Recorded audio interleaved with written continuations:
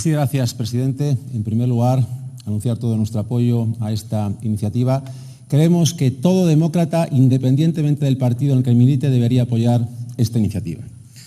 Porque, señorías del Partido Popular y de Vox, es abominable, es execrable, es inaudito que tengamos que debatir esta iniciativa en un Parlamento democrático.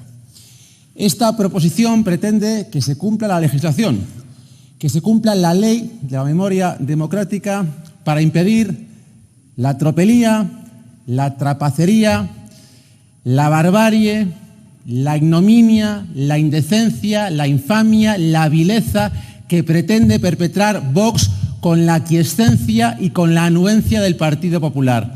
Porque en el sumum de la indecencia, Vox quiere declarar bienes de interés cultural los símbolos franquistas.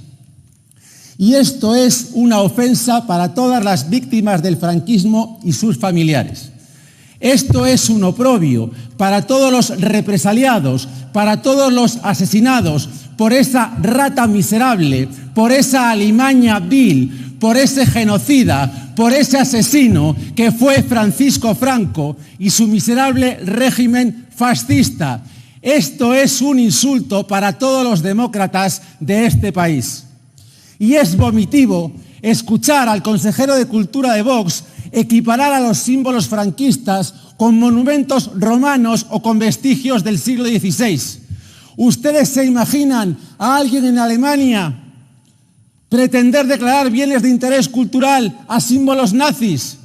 Pues eso es lo que están intentando hacer aquí, en Castilla y León. Hace falta ser franquista redomado para pretender la puta basura, la redomada mierda de declarar bien de interés cultural símbolos franquistas. Señoría. No lo vamos a consentir, Señoría. no lo vamos a permitir, Señoría. porque los demócratas en este país somos más que los fascistas. Y lo digo alto y claro, porque somos. Señoría.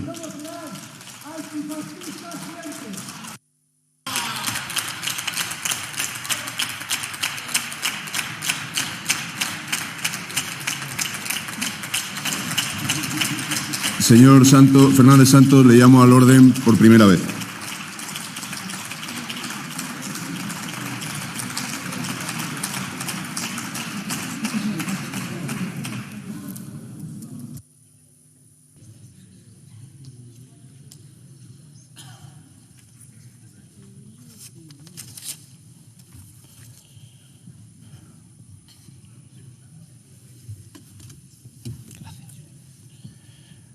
Gracias, presidente. Señorías, buenos días, señor Igea, señor Santos. Este debate quedó cerrado en 1978, cuando nuestros padres se dieron un abrazo por la guerra fratricida que habían tenido que luchar nuestros abuelos. Fue el señor Zapatero en que en 2007 decidió volver a abrir esas heridas para que hoy volvamos a enfrentarnos por una cuestión histórica. Miren, señorías del Partido Socialista, los testimonios del pasado forman parte del pasado. En Oviedo, en 1934, tras el golpe de Estado contra la República promovido por el dirigente del Partido Socialista, Largo Caballero, milicianos del PSOE, su partido, y de la UGT, su sindicato, queman la biblioteca de la Universidad de Oviedo y dinamitan la Cámara Santa de la Catedral. Estas destrucciones se reproducirán en toda España en 1936 por parte de los milicianos de su partido, del Partido Socialista. Miles de obras de arte, patrimonio histórico, destruido, vandalizado, expoliado.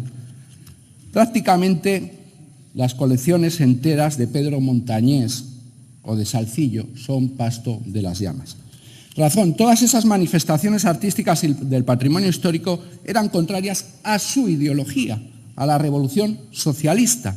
Representaban un peligro para la instauración de su verdad, por lo que requería de la eliminación sistemática.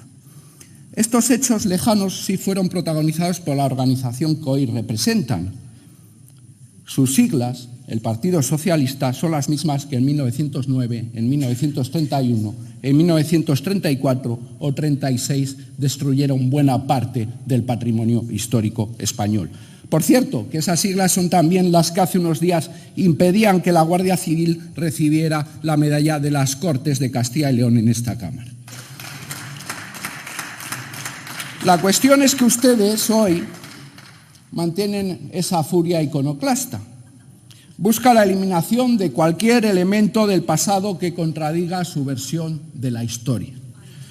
Y también ustedes, hoy, su partido, busca la implantación de su verdad, imponer su interpretación de la historia. ¿Y cómo lo imponen? Pues legislando la historia, intentando implantar una memoria colectiva que no ponga en cuestión su verdad.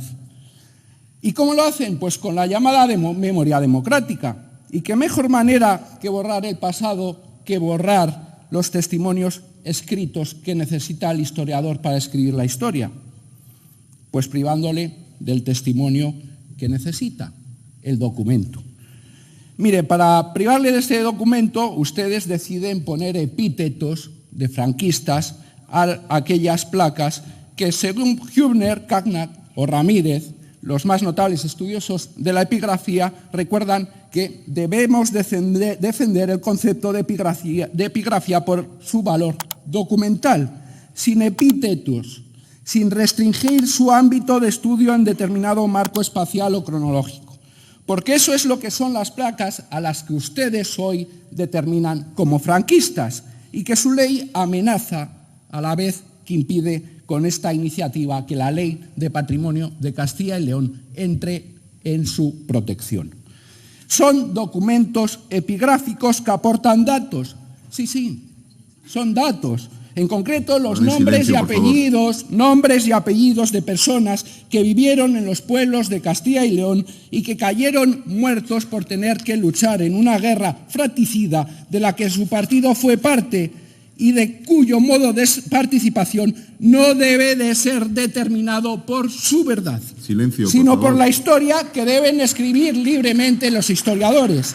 Y esto ya nos lo decía Orwell, porque su intención no es otra, y Orwell lo recordaba o lo relataba en 1984 cuando decía: el partido podía alargar la mano hacia tal o cual acontecimiento y decir que nunca había ocurrido esto o lo otro. Y eso resultaba peor que la muerte. Y para que su partido alargue la mano al pasado, han creado ustedes la memoria democrática. Y esa es su única razón. Porque no hay nada más antidemocrático, no hay nada más totalitario que la anulación de la memoria del individuo mediante la eliminación y ocultación de los testimonios del pasado, con el fin de implantar una memoria oficial proveniente del sesgo y de la ideología más sectaria. Muchas gracias.